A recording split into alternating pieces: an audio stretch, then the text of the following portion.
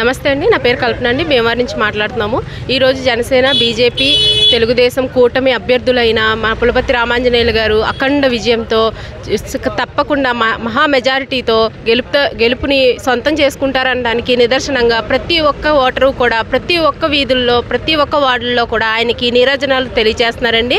అలాగే ప్రతి వార్డులో కూడా ప్రతి ఒక్కరు కూడా ఆయన ఎప్పుడు వస్తారు, ఆయన ఎప్పుడు ప్రచారంలో ఉన్నా కూడా వెనకాల చాలామంది ఆయనకు సపోర్టింగ్గా వచ్చి ఆయన ముందుకు తీసుకెళ్ళి ఆయనకు హారతలు ఇచ్చి మీరు మాకు సపోర్టింగ్గా మేము మీకు ఓటేస్తాము, అఖండ విజయంతో మిమ్మల్ని గెలిపించుకుంటాము అని వాళ్ళు ఎంతో ఆదరతో ఆయన్ని ఆహ్వానిస్తున్నారు. అధిక మెజారిటీతో భీమవరంలో పులపర్తి రామాంజనేయులు గారు అఖండ విజయం సాధిస్తారని మేము పూర్తిగా విశ్వసిస్తున్నామండి. ల్యాండ్ టైటిలింగ్ యాక్ట్ ఇది ఒక చీకటి చట్టం అండి. ఈ భయంకరమైన చట్టం గురించి ఎంతోమంది న్యాయవాదులు పోరాటం జరిగింది. వీధి వీధులకి వెళ్ళి దీని గురించి ప్రచారం చేయడం, బైక్ ర్యాలీలు చేయడం కూడా చేశాం మా అడ్వకేట్స్ అందరూ కూడా.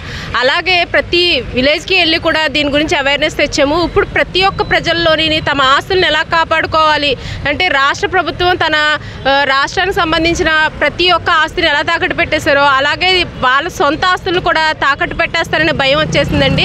అలాగే ఎవరైనా రిజిస్ట్రేషన్ చేయించుకుంటే ఆ రిజిస్ట్రేషన్కి సంబంధించిన సొంత కాగితాలు కూడా వాళ్ళకి ఇవ్వకుండా జిరాక్సులు ఇస్తామని జనాల్లో ఒక భయంకరమైన వాతావరణం తీసుకొచ్చారు. ఈ ల్యాండ్ టైటిలింగ్ యాక్ట్ అనేది చీకటి చట్టం అని, మనం అధికారంలోకి వచ్చిన తర్వాత కంపల్సరీ ఈ చట్టాన్ని మనం రద్దు చేస్తామని మనకి గవర్నమెంట్ మనకి హామీ ఇచ్చింది.